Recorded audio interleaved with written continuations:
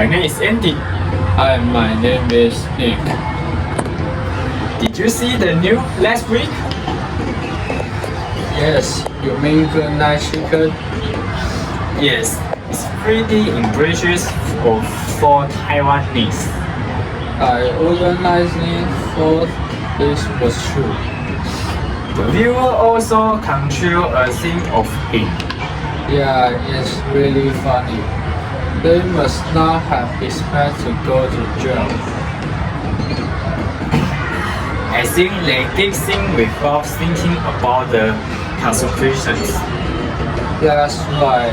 In exchange for 2 years of imprisonment for increasing traffic. However, the trial speed in the Cambodia is too fast. The sentence will sentence in 3 days. If it happens in Taiwan, it will definitely take 1 or 2 years to come out. Taiwan's judicial should improve.